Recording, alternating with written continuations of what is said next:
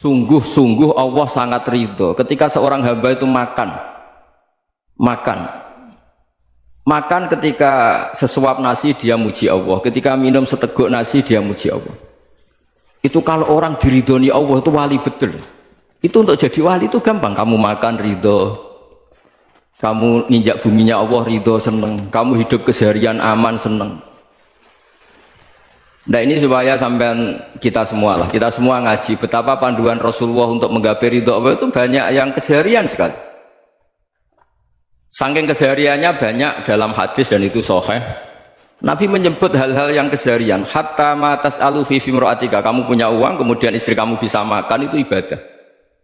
Bahkan sebagian ibadah itu dicontohkan Nabi yang akhirnya diprotes sahabat. Yaitu wa fi buti ahadikum sedekah, kamu menggauli istri kamu itu ya sedekah. Sampai sahabat bilang yang benar ya Rasulullah. Ayati ahaduna syahwatahu wa huwa lahu ajrun. Masa urusan biologis, urusan syahwat kemudian dia dapat pahala. Nabi menjawab, alaysa lawada'aha fi haramin akana alaihi wisrun. Bagaimana kalau dia meletakkan ke yang tidak benar itu kan dosa. Nah, hal-hal seperti ini yang saya ingin teman-teman semua saya juga agak ingin ngaji demi Anda juga agak ingin. Itu dosa sekali ngaji kok pesanan kelompok tertentu itu enggak boleh. Islam itu untuk semua. Jadi ya cuma karena di depan saya jenengan ya seakan-akan jenengan korbannya. Itu ada ilmunya dalam usul fikih itu. Jadi orang itu harus ngaji usul fikih. Nama yang disebut, mungkin Mas Sufyan masih ingat zaman ngaji usul fikih. Nama yang disebut itu tidak jaminan sebagai prioritas perintah. Jadi misalnya gini, kebetulan yang di depan Nabi itu Abu Dzar. Nabi ya bilang, ya Abu Dzarin ini uhibbuka misalnya, atau ya Mu'ad ini uhibbuka, atau ya Abu Hurairah ini uhibbuka misalnya. Banyaklah riwayat yang Nabi nyebut ya Abu Dzarin, ya Mu'ad, ya Abu Hurairah. Kemudian misalnya Nabi meneruskan khitab, ini uhibbuka, saya mencintai kamu, fakul dubur sholatin, atau sebagian riwayat disebut fala tada'an la dubura kulli sholatin, Allahumma inni ala dzikrika wa syukrika wa husni ibadatik. Saya mencintai kamu, siapa saja. Mu'ad bisa, Abu Dzar bisa siapa? Saya mencintai kamu, mohon kalau habis sholat kamu jangan lupa wiridan Allahumma a'inni ala dzikrika wa syukrika wa husni ibadatik. Ya Allah, tolong kami permudah supaya mudah ingat engkau. Anda tidak bisa mentang-mentang, wong nama saya Parmin, nama saya Purnomo, itu yang diperintahkan Mu'ad misalnya. Jadi yang disebut satu, tapi khitab itu untuk siapa saja. Saya teruskan. Jadi saya mohon semua kita melakukan kebaikan itu kalau dalam kaidah fikih disebut al yakin la yuzalu bisyak. Banyak kebaikan yang kebenarannya itu 100%. Tidak punya efek samping ke pihak lain, ke kelompok lain, ke komunitas lain. Itu tadi misalnya Anda makan dan itu murah sekali, hanya butuh satu piring. Setiap punyaan kamu muji Allah, setiap minum kamu muji Allah. Itu redaksinya Rasulullah SAW disebut Allah sangat ridho ketika seorang hamba makan, kemudian dia memuji Allah, atau minum kemudian dia muji Allah. Logikanya gampang. Negara seperti ini yang kamu harapkan bentuknya kayak apa, mertua, ipar, komunitas, tetangga, itu nyata terjadi itu kan belum pasti. Sementara yang mesti terjadi adalah kamu butuh makan, kalau tidak mati. Butuh minum, kalau tidak mati. Butuh bumi yang nyaman ditempati, kalau tidak kita juga mati. Sebab itu Allah kalau menyebut nikmatnya itu hal-hal yang keseharian. Alladzi at'amahum min ju'. Allah itu siapa? Allah itu yang menciptakan kamu bisa makan. Tidak berlebihan. Allah itu yang menciptakan kondisi sosial itu ideal. Zaman Nabi itu ya ada orang munafik. Orang-orang pilihan Allah itu juga diuji orang sekelilingnya yang macam-macam. Semua diuji sesuai konteks zaman dan waktu. Nah, tapi ada ibadah-ibadah yang selalu disarankan Nabi. Sampai Nabi itu pernah ditanya, ayul islami khairun ya Rasulullah, Islam terbaik itu gimana? Jawaban Nabi itu unik. It'amut to'am, Islam terbaik itu ya makan-makan, jangan santai-santai. Ketika Allah menyebut beberapa kebaikan, falak tahamal aqobah, wa ma adrokan apa? Mal aqobah. Terusannya apa? Fakku raqobah. Terusannya apa? Au it'amun fi yaumin di masghubah. Ya, itu acara makan-makan itu juga Islam. Kenapa? Ya bayangkan kalau tidak ada makanan, kita mati kan? Kondisi sosial tidak ideal itu Anda masih gak apa-apa. Tapi kalau Anda tidak makan, Anda tidak minum, Kamu punya istri cerewet masih bisa hidup, punya mertua cerewet masih bisa hidup. Tapi kalau tidak makan bisa mati. Berarti penting mana istri sama makan? Penting mana? Makan. Semoga istri Anda dengar. Nanti kamu disuruh makan tapi pulang deh. Itu kalau dibahasakan makan masih memahami. Penting mana nasi satu piring dengan istri? Nggak ada nasi mati, nggak ada istri belum mati. Penting mana? Ya, gak berani jawab kan? Nah, ternyata Anda ada garang kan di depan istri. Jadi saya mohonlah, mungkin Mas Sufyan Sauri tadi yang bisa bantulah teman-teman tuh ngaji yang keseharian saja. Karena kita nyari ridha Allah itu berdasar firman Allah, dan firman Allah itu menyebut keseharian tuh riang gampang. Yaitu tadi misalnya wa min ayatihi manamukum bil laili wan nahar. Termasuk ayat-ayat Allah itu kamu tidur. Maka dulu itu ada guyonan, ada tokoh Mu'tazilah, kelompok dalam Islam yang berpikir manusia itu bisa menentukan ikhtiarnya sendiri. Karena saya bisa duduk, ingin berdiri, berdiri. Karena kelompok ini nggak terima kalau semua kehendak Allah, nanti bagaimana kalau semua kehendak Allah kok ada hisab ya, ada sanksi. Lucunya itu dia akhirnya, ini cerita ya, mencintai seorang perempuan, cantik sekali. Dan itu dia menjadi ahli sunnah itu oleh hal-hal yang sepele. Karena istrinya cantik, ya namanya suami istri hubungan intim. Terus ditanya, Mas, masih ingin lagi? Masih. Silahkan diulang lagi. Wah ya tidak bisa. Katanya manusia bisa menentukan yang diinginkan. Itu tobat itu. Itu nggak bisa ditobatkan Mas Sufyan Ats-Tsauri. Orang cantik yang mudah nobatkan orang itu orang cantik. Segampang itu. Akhirnya kita tahu, makanya kalau dalam kitab Hikam itu disebut al-aqil mayyakul madza yaf'alu wa hubi wal ghafil mayyakul madza af'al. Orang yang punya akal karena sadar ini wilayah Allah, semua milik Tuhan, itu dia tiap hari berpikir besok Allah akan melakukan apa terhadap dunia ini. Kamu merencanakan suatu mau plesir ternyata gempa, mau wisata ke Rusia ternyata perang. Kamu tidak pernah tahu apa yang akan terjadi besok. Wa ma tadri nafsum madza taksibu ghadan. Tapi anda semua kita ini sering punya jadwal permanen. Makanya saya kalau diundang siapa saja, sana takdir. Yang jelas Gus ini acara penting. Ya masih acara penting nak pangeran ngersakno piye? Kok ape dadi pangeran? Kamu kok mau jadi Tuhan? Itu kadang ya kiai. Penting Gus acara ini jenengan harus memastikan bisa. Loh kamu itu yang ngajarin tauhid, sesuatu itu biadillah kok bilang-bilang apa pasti. Kalau maksa terus tak tobatkan loh kamu kata saya. Ya kalau gitu Gus bilang insya Allah. Wah itu hati saya, fisik saya, roh saya sudah bilang insya Allah. Tidak usah kamu latih kata saya. Nah hal-hal tauhid keseharian itu gampang sebetulnya. Wal ghafil yaqulu madza af'al. Tapi orang yang lupa Allah dia setiap hari bilang besok apa? Kita bisa melakukan apa? Seakan-akan dia itu aktor, dia penting, dia subjek permanen, dia. Padahal kita ini hanya objek kehendak Allah Subhanahu wa taala. Karena kita yakin sesuatu yang terjadi di alam raya ini kita tidak bisa apa-apa. Makanya saya sering ngaji, sering bilang saya, ketika Anda mensifati Allah, Dia yang menghidupkan. Sudah itu tanamkan sehingga ketika kita mati santai saja. Kenapa santai? Allah punya cara menghidupkan kita. Zaman kita hidup juga gak tahu caranya ngelola jantung, ngelola paru-paru. Kamu juga gak tahu ngelola oksigen yang tidak beracun, tidak mengandung polusi. Tahu-tahu hidup.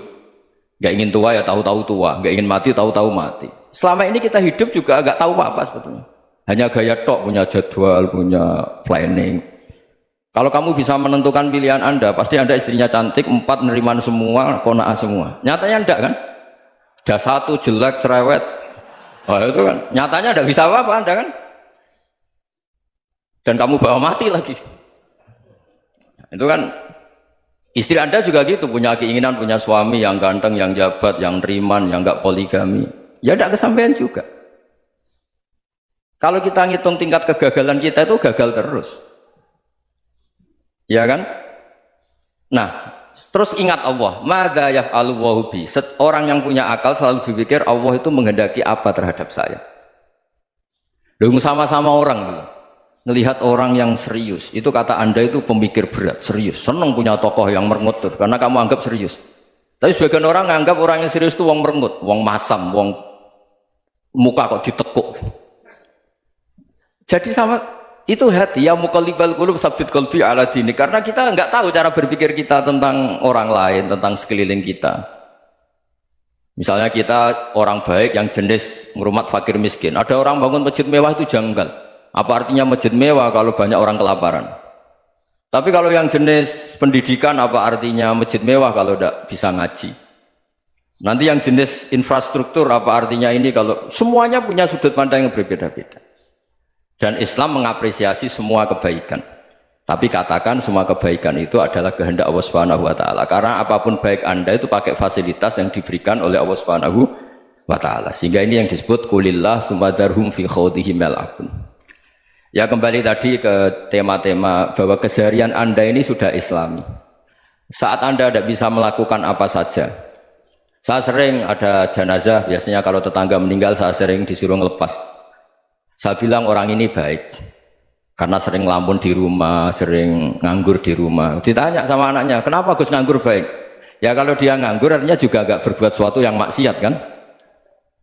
Ya kan? Orang nganggur di rumahnya ya tidak bunuh orang, tidak maling, tidak korupsi, ya namanya nganggur di rumah. Lah cuma istri cara pandang nganggur gak menghasilkan uang itu. Tapi juga gak menghasilkan kriminal kan? Jadi sebenarnya Islam itu cara, makanya kalau sampai ngaji usul fikih itu ada kitab usul fikih namanya Lubul Usul, itu terkenal sekali di pesantren itu. Itu kalau ngapresiasi keseharian itu luar biasa. Izma min mubahin illa wa yatahaqqaqu bihi tarku haramimma. Karena keseharian yang mubah saat Anda lakukan itu ada kehebatan yang luar biasa, yaitu meninggalkan haram. Makanya dulu banyak orang-orang alim ketemu temannya itu guyon sampai semalaman. Itu biasanya yang semangat Islam itu kiai kok tidak tahajud, kiai kok tidak witir. Orang yang sedang mapan uangnya banyak, malam itu tidak kelayaban itu sudah luar biasa. Melawan nafsu supaya tidak maksiat itu sudah luar biasa. Supaya lupa guyon sama temannya semalaman sampai subuh. Gejlok-gejlokan ngenang zaman miskin, zaman kuliah nggak jelas, zaman apa. Melihatnya jangan tarkut tahajud. Seperti ini meninggalkan tahajud, tapi meninggalkannya ini talkul muharramat. Jadi kayak apa hebatnya? Sehingga Imam Ghazali punya riwayat yang agak unik. Hatta takuna ibadatu akhiri hadil ummah iku an-naum. Sehingga suatu saat ibadah terbaik umat ini itu tidur. Itu kan riwayat kontroversi. Ketika Imam Ghazali tanya, kenapa iya? Kenapa kamu mulai keluar dari rumah itu sudah banyak maksiat? Melihat perempuan yang enggak mahram, melihat fenomena. Tapi kalau kamu tidur itu enggak melihat apa-apa. Tapi juga kamu jangan menganggap tidur itu ibadah betul. Saatnya melakukan fardhu ain malah masih tidur. Tapi itu sudut pandang yang menjadikan kita Islam itu gampang. Jadi saat Anda tidak bisa aktivitas apa-apa, misalnya ada beberapa orang yang lumpuh. Lumpuh itu memang nggak bisa Jumatan, nggak bisa ibadah, tapi dia juga nggak bisa maksiat. Tidur itu memang Anda saat itu tidak bisa tahajud, tidak bisa witir, tapi saat itu ada zina, ada maling, tidak gosipkan orang, tidak bully orang, tidak menanamkan kebencian, tidak hasud. Sehingga tidur menurut Allah Ta'ala wa min ayatihi manamukum billaili apa? Wan-nahar. Karena di tidur itu selain ada unsur istirahat, jaga kestamina, juga ada unsur meninggalkan beberapa keburukan. Nah saya mohon ibadah yang keseharian ini kita jaga. Supaya kita semua baca ayat itu fasih. Fasih itu tertanam di hati. Allah itu siapa? Alladzi at'amahum min ju'i wa amanahum min khauf. Dan Allah kalau cerita di Quran itu anna sababnal ma'a sabba thumma syaqaqnal ardhan wa syaqqa fa ambatna fiha habba wa inaba wa qadba wa zaituna wa nakhla wa hada'iqa hulba. Kamu tahu saya ini siapa kata Allah? Saya ini adalah Tuhan yang menurunkan air, kemudian ada tanaman banyak. Habba wa inaba wa qadba, ada zaitun, ada tin, kalau orang Jawa mungkin ada tela, ada padi, ada mangga, ada pisang. Sudah. Wa inaba wa zaituna wa nakhla wa hada'iqa hulba. Ada perkebunan yang lebat. Tujuannya apa? Mata Allahkum, silahkan kamu pakai, kamu nikmati. Tapi karena kadang kita ini punya ide-ide besar. Tadi untuk syukur saja nunggu punya istri riman, rumah baik, tetangga baik, komunitas baik, semuanya baik baru syukur. Lama-lama nanti ada di surga, syukurnya nunggu surga paling kelas A. Itu sudah ada yang menghuni Rasulullah, kamu nggak boleh di situ. Masa untuk syukur saja? Repotnya Masya Allah. Jadi mohonlah Quran yang kalau Anda hafalkan juz sama itu kan ada ayat-ayat yang kayak tadi. Ya, fal yang dzuril insanu ila ta'ami. Coba lihat Apa yang kamu makan ya? Dari mana? Dan untuk mempertahankan hidup kamu keseharian. Jadi jangan kira ibadah itu harus membentuk komunitas yang versi Anda. Ibadah itu harus yang hal yang mulu-mulu. Kesehariannya Anda alami. Loh, ini saya tidak bikin-bikin. Saya ngaji bukan karena berdasar pesanan. Itu ayat yang saya baca kan betul ada ayatnya kan. Fal yang dzuril insanu ila tu'ami anna sababnal ma'a sabba thumma syaqaqnal ardo syaqqa fa ambasna fiha habba wa inaba wa qadba wa zaituna wa nakhla wa hada'iqa ghulba. Terusannya apa? Mata'al lakum, silakan kamu nikmati. Mata itu silakan kamu nikmati. Ya kayak sampean dikasih hidangan ya makan. Ya sudah makan, habis makan ya minum, habis itu ngantuk ya tidur, ya sudah normal-normal saja. Kayak apa indahnya Islam? Tapi Anda mencari Islam yang gimana lagi? Nah itu yang diajarkan guru-guru kita, diajarkan sanad kita sampai Wali Songo, sampai Rasulullah SAW. Bahwa pada akhirnya ada jihad, ada perang. Itu dulu memang perang, bukan membunuh, beda. Dulu kita dijajah Belanda ya perang, dan itu normal karena kita dijajah. Jadi ketika orang lain ingin baik sama kita, wa in ahadum minal musyrikin astajaruka ya fa'jirhu hatta yasma'a kalam Allah. Kalau mereka ingin baik ya kita baik. Makanya ada istilah musta'man, mu'ahad. Kalau mereka ingin damai, berdampingan dengan kemajmukan ya itu yang lebih baik. Karena memang Islam menghormati proses perdamaian. Wa in janahu lis-salmi ya fajnah lah. Kalau ingin damai ya kita harus